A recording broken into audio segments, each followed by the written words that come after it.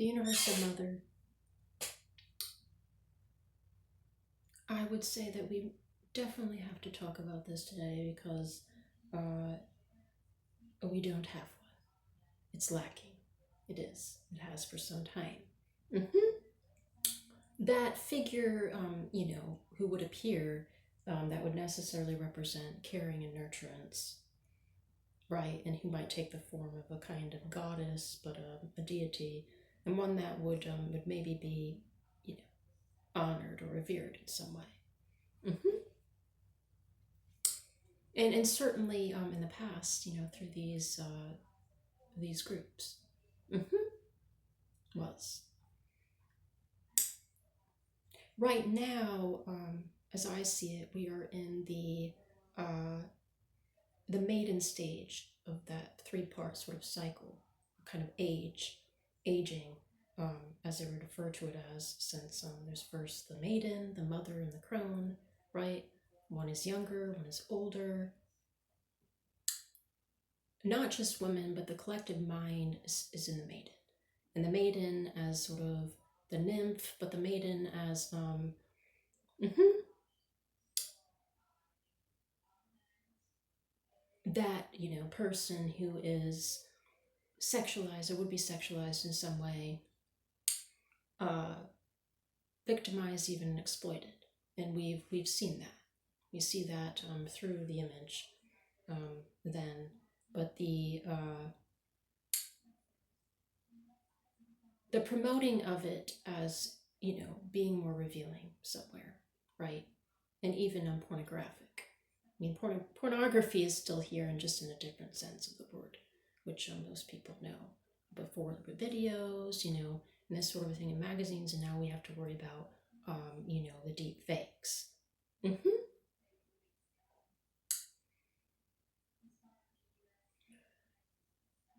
In the past, perhaps it was a bit different. I think there might have been a nicer perception of this gender. Mm-hmm. I think it started out that way, and then that went warped.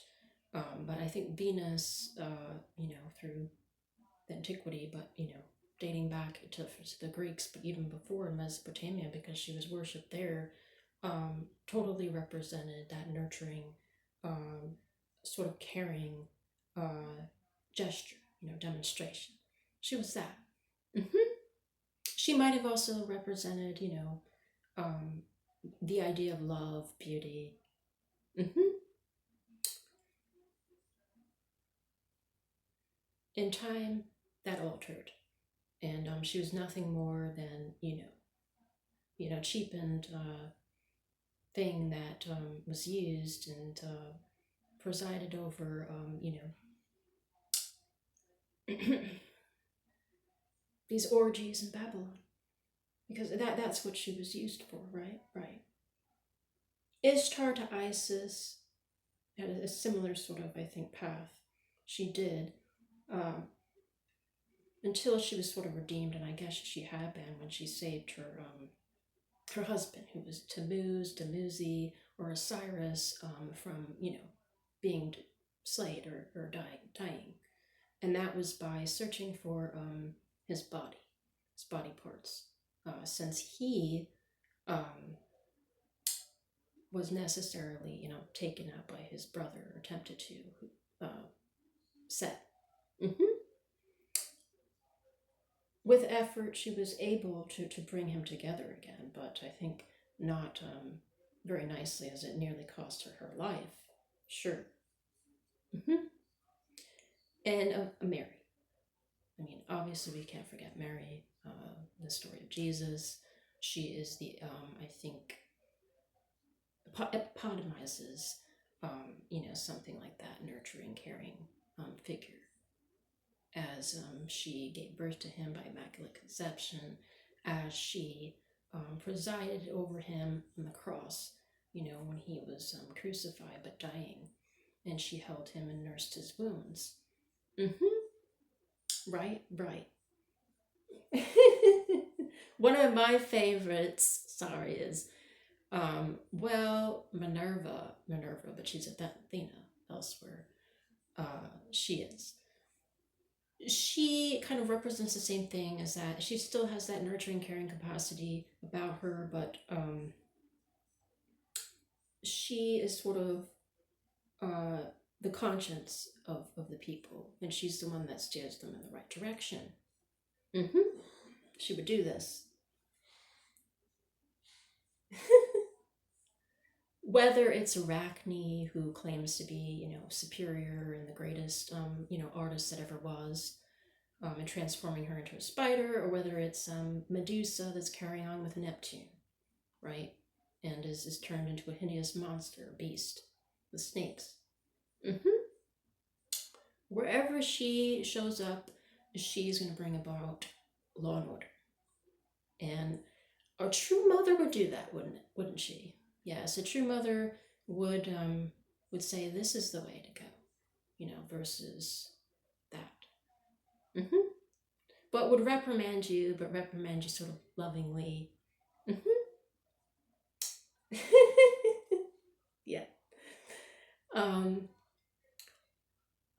in the Celtic, I think, the Celtic tribal people, it was Brigid. Everybody is like just gaga over Brigid, who, has everything to do supposedly with fertility and the idea of fertility and this sort of a thing. And I don't know how true that is. She's never a favorite of mine. It just wasn't, but I do know they hold a festival for her in February where they put out like a little red cloth, and they also make a cross in honor of her, but that came later. Um, yeah, but she was sainted. She became a saint when the Roman Catholic Church had moved into Ireland and those parts. And so the pagans syncretized and was transformed thus. But I even prefer, besides her, Sir Edwin. Sir Edwin, who actually, has to do with poetic wisdom, poetry. Mm-hmm. Right. Mm-hmm. Because you can't go anywhere in this life by what you look like. You know, that's always such a thing with the female.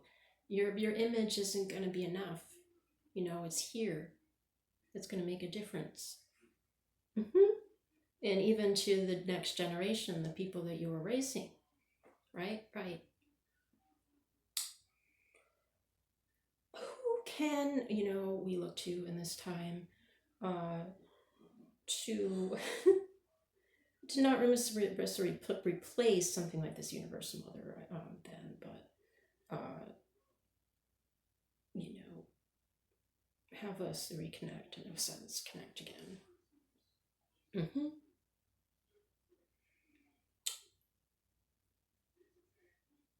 I liked the Lady of the Lake, the water. She's found in Arthurian legends, and she's not really mentioned much, historically for whatever reason. But she seems to have powers, some extraordinary powers, and she helps Arthur, against the forces that be. But she also, I think, um,